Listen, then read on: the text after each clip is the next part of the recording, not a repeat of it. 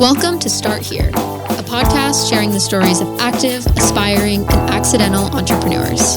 I'm Nicole Eaton. And I'm Dave Bradbury. So let's get to the show. Today, we sit down with noted venture capitalist and Vermonter, David Aronoff. Welcome, David. Thanks, Nicole. I don't know about noted that, I appreciate the accolade. Notable, noted. There used to be some big Midas touch at one point. I don't know. I think my mom thinks I'm noted, but that's you're noted. Okay. Yeah. This is it all kind of about rhymes mom. with goated. You're goated. You got it. All right, David, welcome. Thanks for coming to the VCET for Start Here. But I want to just say, what is MCJ and why do people trust you with $115 million of their money to invest in climate solutions? Wow. That, it's kind of an accusation there. Well, it's a chance to give some proof points. I got to defend myself. So MCJ is an early stage climate technology fund. And we also have, kind of two other lanes, which is where we started, which is in content and community. And so a venture capital fund that started from content and community is really one of our core differentiations that we've grown over the years. I think our investors trust us because our value add and where we focus is really on zeroing in on portfolio help. So our strategy is very different than the venture firms I've worked at before, than most other venture firms in terms of our approach to investing. And by that I mean, unlike everything I've done in the 25 years before joining MCJ, we don't take board seats. We don't lead investments. We help put rounds together as we meet entrepreneurs. But we're there as companion capital, complementary to lead investors.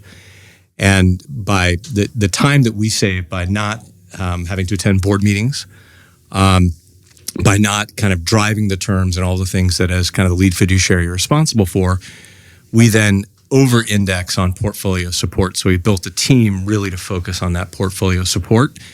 And that has led to great access to founders and doing some really ambitious and incredible things. It's also, quite frankly, led to this great deal flow and great diligence approach that allows us to be different. And that's what we told our investors we'd be doing and what we've been executing on now the past 6 years. That's great. So what's an example of portfolio support that you provide that others maybe don't because they're too busy or aren't committed enough?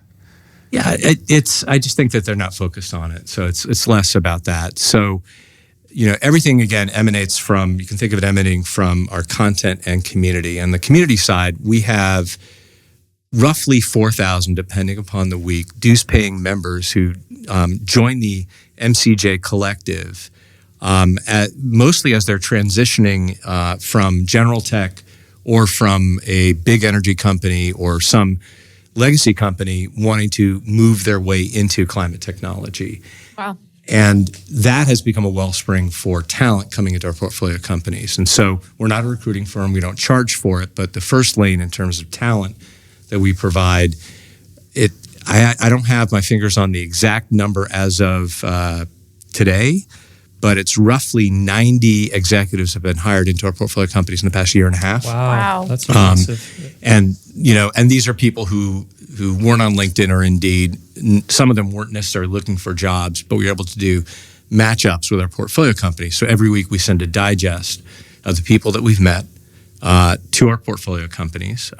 One of our team members is a full-time recruiter who used to work at Tesla, so she understands the industry, Lauren Miller. And Lauren intakes everyone who joins our community, gets a sense of what they might be looking for, and then helps matchmake. And the matchmaking could be someone trying to hire them, right. Or it could be that they want to provide expertise or help to one of the portfolio companies.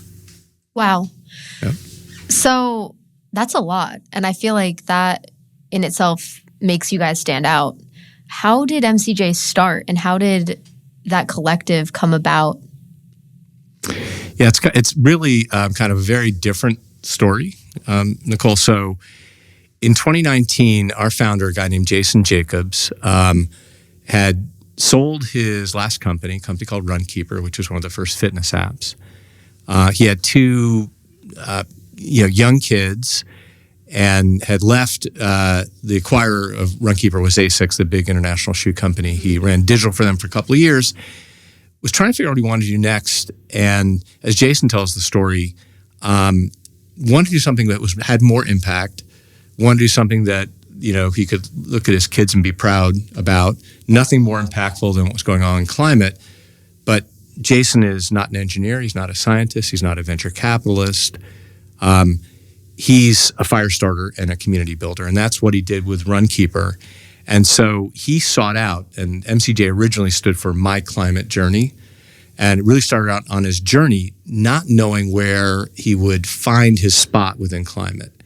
And so he first started a newsletter basically chronicling his outreach to a bunch of people working around the world in climate as he was trying to learn about it out loud in public, which is one of Jason's superpowers, and it's pretty incredible because he's done it multiple times. Mm-hmm. And so Jason would cold call sitting elected officials, heads of unions, like the head of a miners union, academics.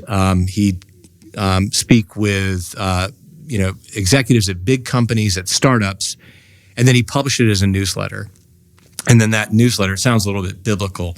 That newsletter became a podcast, and the podcast is now called Inevitable. Inevitable has roughly 600 episodes over the past 6 years. Wow. Tend to pick it up, Nicole. Yeah. Insane. It's and millions of downloads. I mean, it's a thing. Yeah. And that led to a bunch of people reaching out to Jason for a number of reasons. At this point, it was just Jason funding it himself. He brought on our partner, Ty Nguyen, who joined him as this was still formative. And people would ask him, hey, I'd like to talk to that person you had on the pod. Or is there a way that we can get a group together to really discuss that topic? And so in late 2019, Jason started a digital community on Slack, which now we call the MCJ Collective. And within that, over the years, there have been, thousands of executives who have transitioned from general tech into climate tech.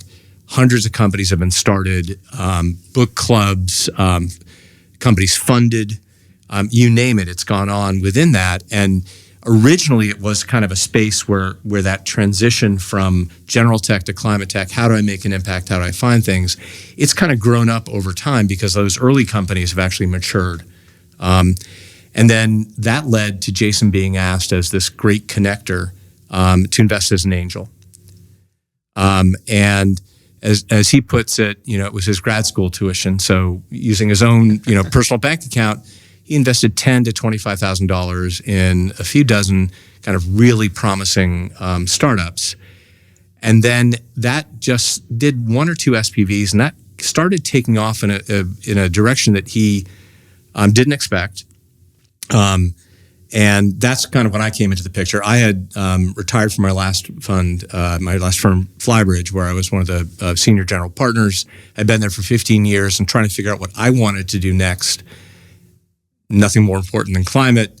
My two adult children accusing my wife and me of personally destroying the climate, and what are we going to do to fix it? Footprint. That's true, David. Yeah, I was more had a footprint. Had a footprint. Yeah, but more than that, I think that they were, it was boomer abuse, and so I reached out to Jason through one of my good friends, who's one of my partners at Flybridge, who knew Jason, connected the two of us, and I offered up and said, hey, Jason, I hear you might be thinking about trying to formalize how you're investing. I know a whole lot about venture capital. I'm trying to learn about climate. Can we trade? Mm-hmm. And so I started really as his first advisor. And then within 6 months, as we put together a strategy for a venture fund and started executing on that and recruiting a team, I ended up joining full-time. So I've been full-time now since 2020. So we really started in COVID. Wow. Yeah. And now we're a team of 9 full-time. 4 partners. Jason has kind of elevated himself up to founding partner, and he's gone on to do something. His passion is in sports. His other passion is in sports. He's starting a new thing that kind of combines youth sports with AI. He is a hockey player in college, and his his kids are both talented athletes. He's on that hockey circuit big time. Yeah, and I'm very proud to say that I think that I don't know how much influence I had, but Jason and his wife actually bought a place in Stowe. I introduced him to Dave Bradbury, and now he's becoming the mayor of Stowe along with Dave. Maybe the deputy mayor, because Dave, as everyone knows, is I don't seek any mayor of elected Stowe. position Oh. ever. He's the unofficial mayor of Stowe. Okay. Yeah. That's interesting. Yeah. I could never imagine.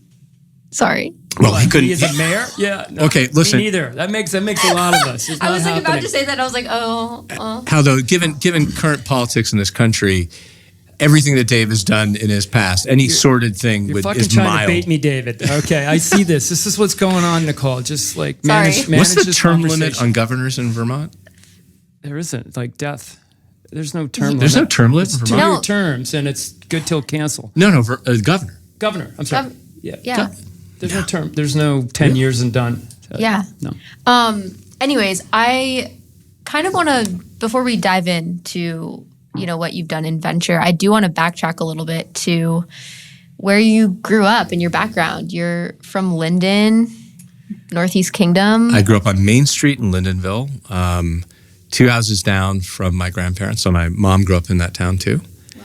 And family of UVMers. So the family history, all from Belarus to Ellis Island to upstate New York, across the lake into Vermont, where my mom's family started a chain of small clothing stores. So there's one in Burlington, and then my grandfather and grandmother started one in Lindenville. There was one in Barton, Montpelier, and Randolph. Wow. At the height of it, they're all gone now. And so my dad's from Brooklyn, New York. Mom went to UVM along with maybe 9 of her cousins. Wow. And met my dad on a blind date. I was actually born in Brooklyn, but we moved to Vermont when I was very young, so I don't remember anything about Brooklyn, and we moved 2 hours down from my grandparents. Wow. Thank you for that disclosure, David. Yeah. I love that. Yeah. And so you went to UVM. I went to UVM, my And- sister did, and, again, about a half dozen of our cousins. And I read that you got into Cornell, and then because you got the Green and Gold Scholarship, went to UVM. Yeah, so my dad had a challenging business year my senior year in high school, and it was UVM's first year. They didn't call it Green and Gold back then. They called it Vermont Scholars. Vermont Scholars. Yeah, and it was a better deal back then because it was fewer recipients of it. So it was a full 4-year scholarship to UVM, which Wow.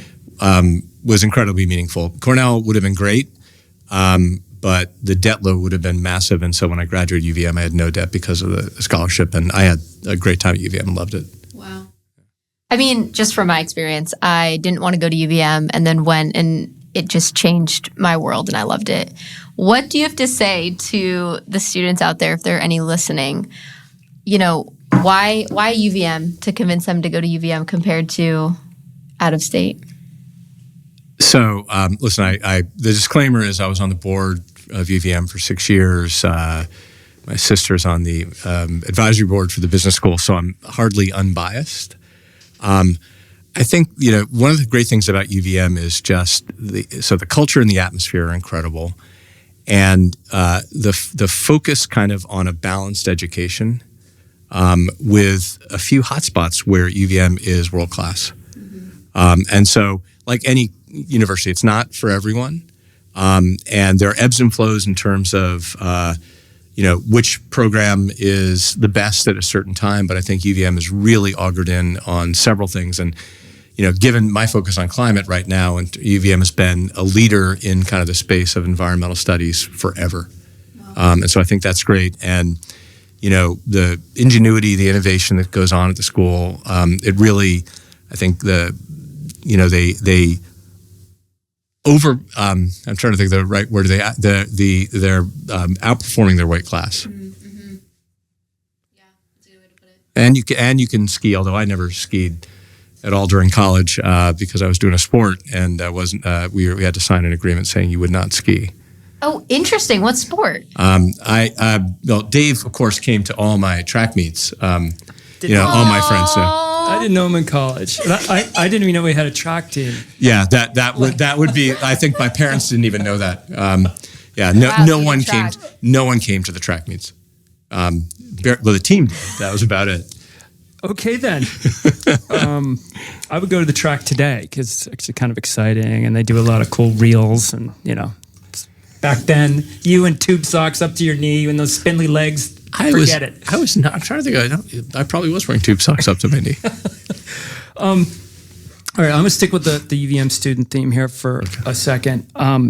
What career advice are you giving graduates today that either help them be AI proof or leverage sort of AI coming, this like mythical change? They're terrified.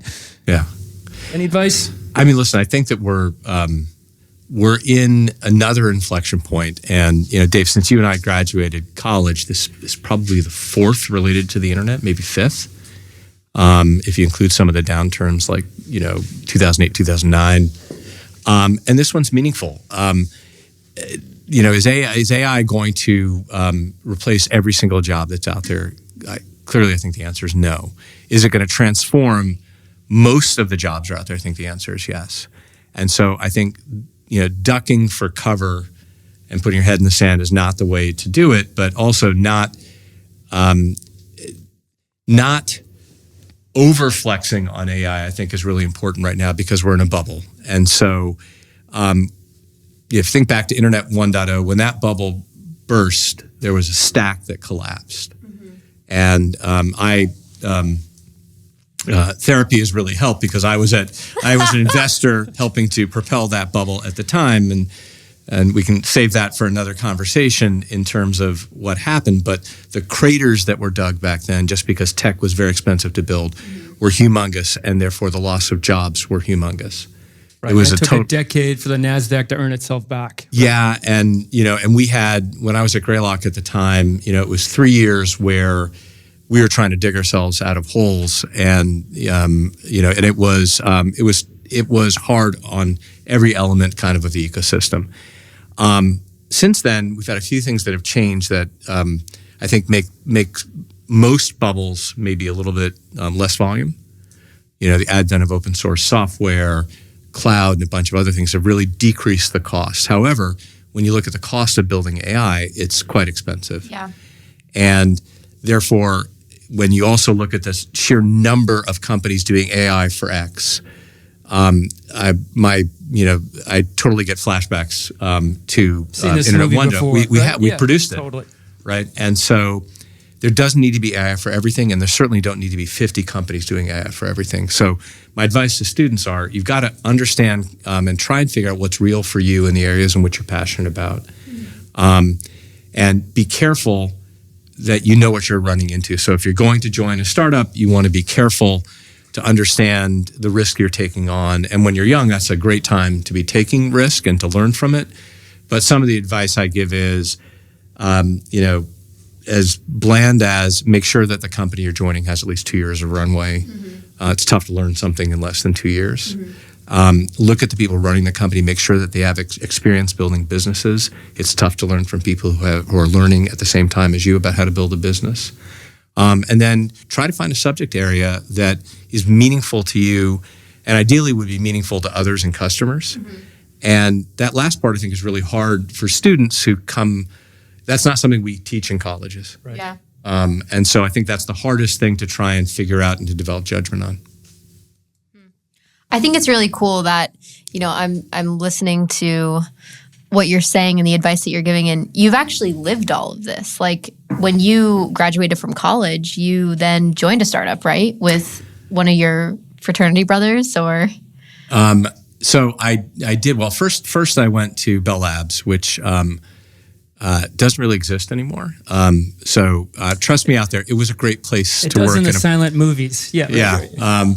But at the time, it was one of the preeminent corporate labs, and that was the last big company I ever worked for. And it was because it was a big company that was the last big company I ever worked for. That kind of cured me of it. Yeah. They did send me back to get my master's in computer engineering, which was great and useful and something I never anticipated doing.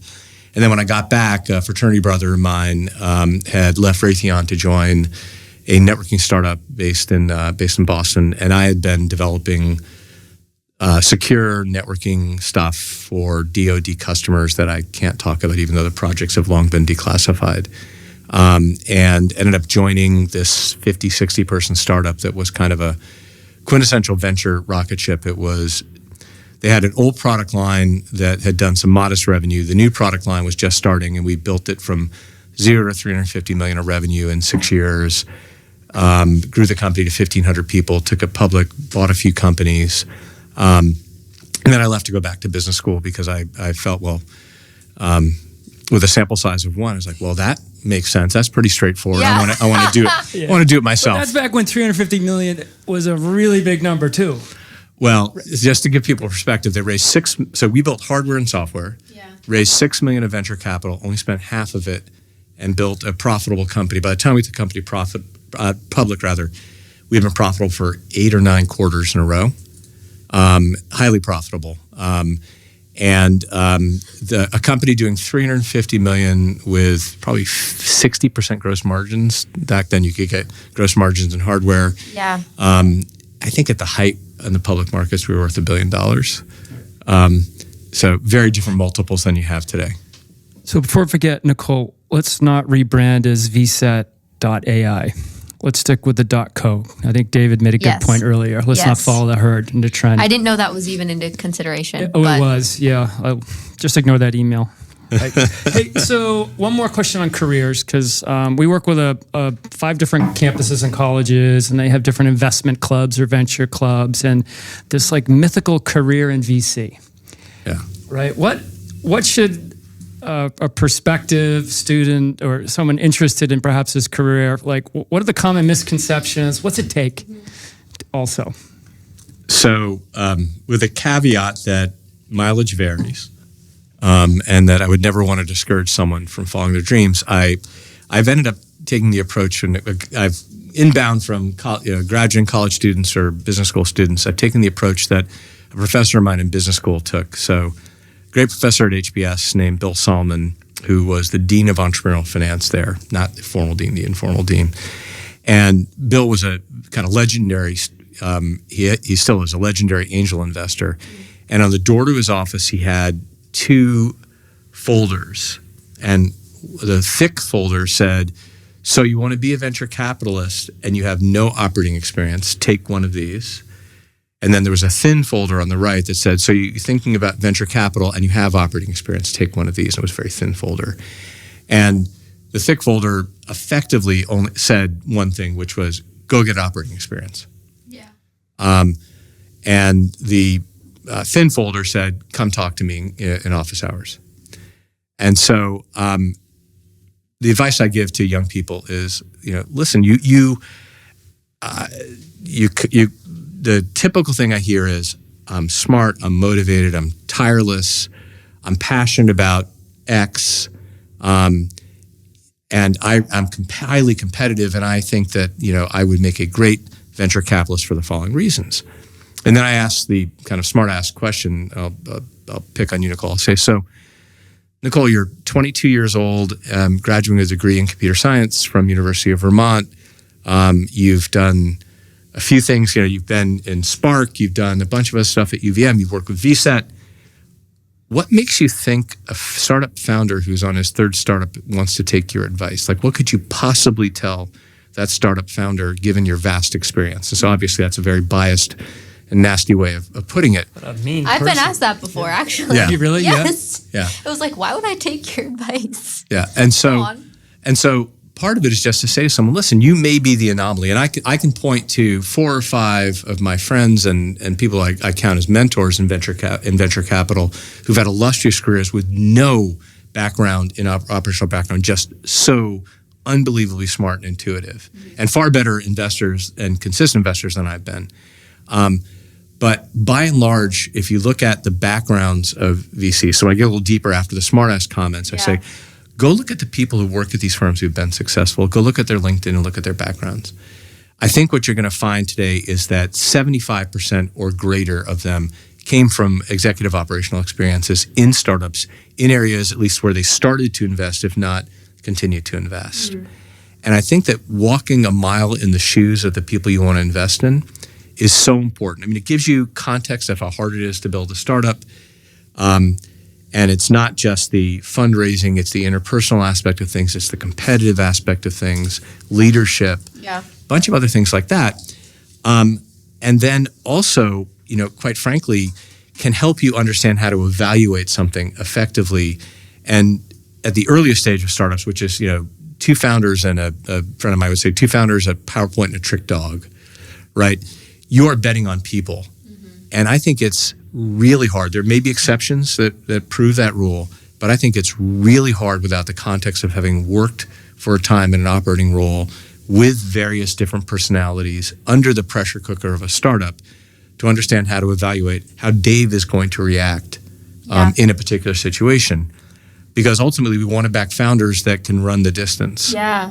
And I just think it's hard without that context. So my advice after I get past that second part, I say, come back to me, think about if you agree that this is a path you might want to consider, come back to me after you've done some research, tell me the 3 areas you're most passionate about and why, and then let me try and make some introductions to companies find a company to go to. Yeah. That's really great. So good. Do you think it's a trend now where someone would join a firm, be an associate for a few years, and used to then go off, then get your MBA? Yeah. Right? And it seems more and more are just going into these operating roles in the companies versus getting the MBA. Is that fair, true, off, or? No, I think it's true. And I think, so in the Stone Ages when I joined Greylock in 96 after business school, I forget the numbers, but overwhelmingly associate or principal hires into venture capital had MBAs, and overwhelmingly they went to Harvard. Stanford was probably number 2 at the time. Now, I think an MBA can be useful when I come back, but it's not an imperative now to be a venture capitalist at all. I think the operational experience is. And a partner in Flybridge, who I worked with at the New York office, who helped recruit, a good friend of mine, didn't even graduate from college. He left to go join startups. And so I think, again, that underscores kind of the importance of operational experience and walking in the mile of the shoes. I think an MBA is, listen, I loved that I went back to get my MBA. For me, it gave me a different toolkit because I was an engineer with 2 degrees in engineering, had only been working in engineering roles, engineering management by the time I left, but it helped open up the importance of understanding kind of the full gamut. I think you can replicate that with operational experience with a lot of the courses offered online. Yeah. You don't need to be a finance expert to be an early stage venture capitalist. No, but you're also accessing that network, right? I mean, that pedigree in the network is a huge force factor forward, right? There's no doubt about it. But I also think that the pedigree in the network now is kind of this community of startups. And of being within that, and just the sheer velocity of change. Were I coming out of the startup that I was at, thinking about business school today, I don't think I'd be going. Yeah. I did the 1-year program at Babson College, like 8 years after undergrad, and that felt like a job because it was year round. It was hustle, and thank God for Jeff Timmons, who wrote the book on entrepreneurship, just changing my trajectory. Wow. So pretty cool. All right. If you were starting over, let's just go back to, pimply-faced, gangly David back when he was 17. Is there another career you wish you had taken? There better be an answer. So I wanted to study art in college. My best friend in high school and I, Lennon Institute, go Vikings. Go Vikings! I didn't know they were Vikings. Absolutely. Second oldest high school football rivalry in the nation, Lennon Institute, St. Johnsbury Academy. So we had a great art program, and he ended up going to Syracuse to study art on a scholarship. He was the best artist in the state, one of the best in the country, and I knew he'd never make a living as an artist. And I was not a fraction of good as he was. So I did not study it because I wanted to be able to actually make a living after college. So Would I do it? Would I change it if I went back? Probably not. I'm not sure. I'm not like a big person on regrets. All right. I love that. I Are actually you love still, that. Are you making art today? I do a lot of stuff with videos and a little animation, mostly for family events. Like I've done fake documentaries for my wife's important birthdays and our kids' birthdays and things like that.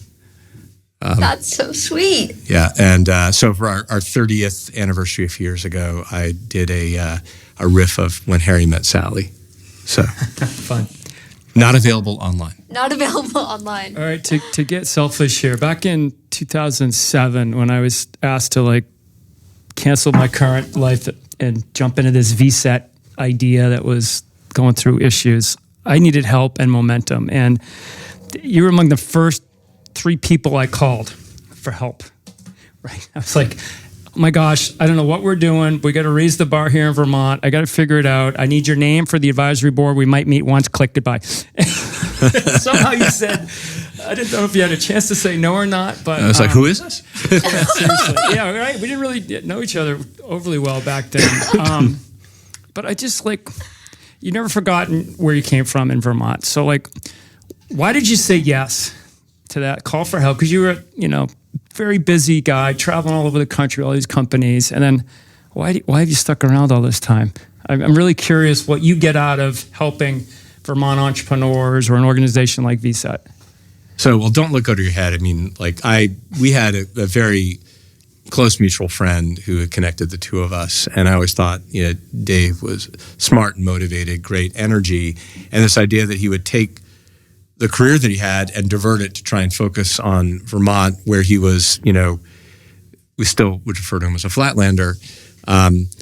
True. Was really impressive to me. And also because I felt that Vermont needed an innovation engine to help build new industries and to think about employment. I mean, we're a poor state, despite what most people have this image of Vermont as this idyllic thing with Woodstock and Stowe.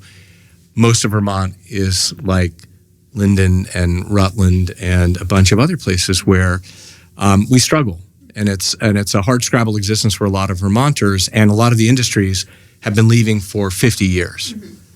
And so the idea that particularly an entrepreneurial focused organization operating in Burlington at the time, really strong affiliation with UVM. Now it's still UVM, but now spread to so many other other campuses to really help galvanize an innovation engine in the state, to help build new companies and new industries and more employment, bring revenue, tax dollars into the state was so critical. And I still think that that's important. I mean, this is my, when people ask me where I'm from, I say I'm a Vermonter, even though I haven't lived here full time since 1986. Wow. When I graduated college. I'm a Vermonter, and anything that I can do to help in whatever small way possible improve the state is really important, because it's such a special place on so many different levels, and we need help. Yeah. We need help. Well, I was reminded that 3 weeks ago at Mike's Tiki Bar, right after mountain bike, and you ran into a couple, must have been high school friends, which was, I love people that don't forget where they're from. Totally. Ever. Totally. Yeah, and the night before, you didn't see this, but my oldest and dearest friend, and our mothers played in cribs together. He and I played in cribs together. Was in from California, and he met me at Mike's Tiki Bar the night before for a drink. So maybe that's saying something about me that I'm constantly at Mike's Tiki Bar. Mike's Tiki Bar. I love it. Yeah.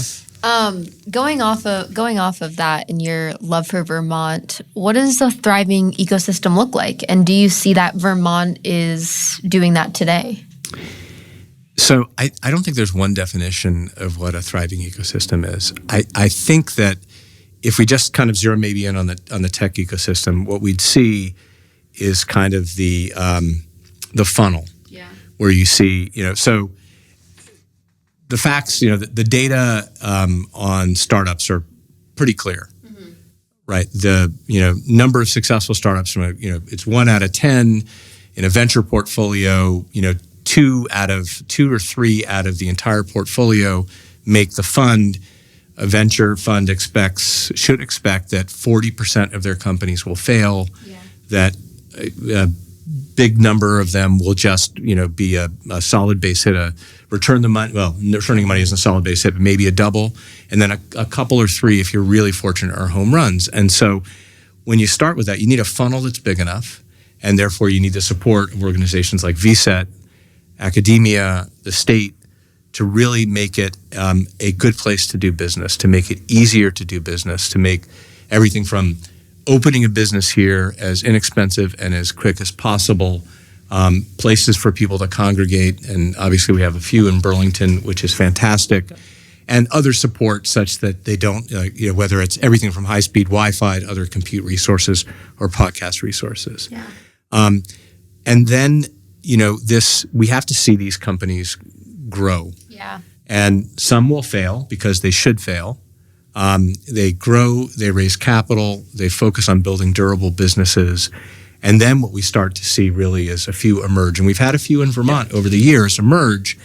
And then that ecosystem, and there's been some great research done on it, it is biblical. So I think the second time I said this today, they beget other startups. So when you see people from, was it dealer.com? Dealer.com, IDX. IDX, exactly. When they leave Biotech, hopefully Beta, they announced, announced their IPO yesterday, and a few other ones, but they become pillars. And do you think the prime benefit is the capital created in an ecosystem, or the experience of the executives, the directors that have got a little bit of heritage operating? It's the people. The capital. I mean, listen, we sell. I mean, you guys, so there's value add that we put on top of the capital that we sell, but what we sell is very fungible. It's dollars. Yeah.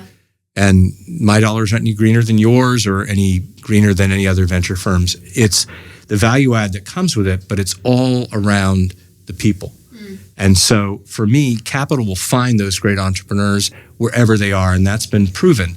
So do I think that Vermont is ever going to overtake Boston or Silicon Valley? Of course not. That we don't have to in order to be sustainable and durable. What we need are more companies kind of going through the funnel, and we need a state and a legislature that is supportive of those things, which I know that the state wants to do, could do more of. Yeah. I think everyone say the same thing about most states. UVM, I think, has been doing a great job in terms of thinking about technology licensing, which is something that a lot of universities struggle with, which keeps a lot of academic innovators from actually launching.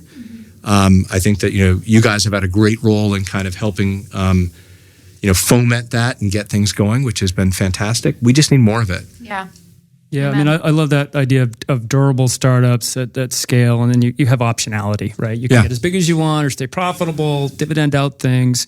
And we do an annual survey of our portfolio, right, from Fund 0, where people donate shares to us, Fund 1, and now this new Fund 2, and about $800 million in cumulative revenues out of these 77 companies' lifetime have been earned.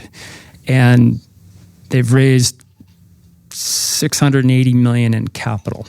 So 4 years ago, we broke even, but now the revenue is greater than the capital. So the capital input, right? We're no longer using your money to build businesses. We're using customers' money, which tells you that something valuable or sustainable or even profitable is being built. I think that gives us great hope, and the promise that of the future seems a bit brighter here. Yeah, and we need to keep people in the state. Yeah. I mean, that's the other thing is that I know we've been trying to attract people to come back to the state, and I think that's laudable, and I don't think we should stop trying to do those things. And I won't go on kind of the tax issues in the state that kind of keep people away. You've been holding it together pretty good so far. So, don't get me. Let's not ruin it. Yeah, but we need people who want to stay here, and part of that is when big firms come in as a company is scaling in the state and say, "Hey, that's great that you've done it in Burlington. You need to move the headquarters to Boston." I think it's tough for a first-time entrepreneur to say no. A seasoned entrepreneur can say, "No, I'm not taking your money. This is where I am." Mm-hmm. Because with the advent of the internet, except for very specific kinds of startups, you can be anywhere. A software startup can be absolutely anywhere. Biotech, you need an ecosystem around it. Semiconductors, you need an ecosystem around it. nuclear fusion, you need an ecosystem around it. So, but by and large, most of the companies that are being invested in are software or software related, and that can happen anywhere. Yeah, and well, you mentioned nuclear and new nuclear. The modules are being done. Sort of these, 25 feet to my left is Prime Engineering, which is designing these systems for most of these companies. Like just very specific expertise on important new sectors is kind of cool. So, Yeah. Hey, we're going to wrap this up. We do. But I do think we need to acknowledge that David completed the Vermont 50 on Saturday, despite being a mediocre. I did it on Saturday. Everyone else wrote it on. You finished on Sunday, or everyone else started and finished on Sunday. I did it Saturday. No, I'm kidding. I did it on Sunday. I was like, yeah, it took me 2 days. You got to do the time limit. I just think that's a pretty impressive race. I haven't done it in eons, and my wife maybe promised. Despite being a quite mediocre athlete, it's pretty impressive, David. So thank you very little. I promised my wife it would be the last time, so I was smiling through the whole thing. And it was a beautiful day in Scotty. All right. Congrats. All right. That's awesome. Magic wand time, Nicole. yes. All right. So, what founder or leader, past or present, would you like to chat with, and why? Founder or leader, past, present. Everybody would say Steve Jobs. But the problem is I don't think he would. I think if I'd ask him a question, I've heard the stories of him in the elevators at Apple. Yeah. I'd probably say Andy Grove at Intel in particular. Yeah. Wow. He has a great kind of immigrant story coming to the U.S. He took over an existing company that it hadn't flatlined, but certainly had some issues, and ended up growing it into this incredible business. I credit him with kind of creative destruction. I mean, Andy ended up, so Intel effectively invented the flash memory business and then killed it because they saw a commoditization coming. And so this idea of the innovator's dilemma that Clay Christensen, kind of coined, Andy lived beforehand. Wow. And I'd also love to, just seeing the troubles that Intel is facing these days, I'd love to get his perspective on what he would be doing differently or advice he'd be giving to Liputan.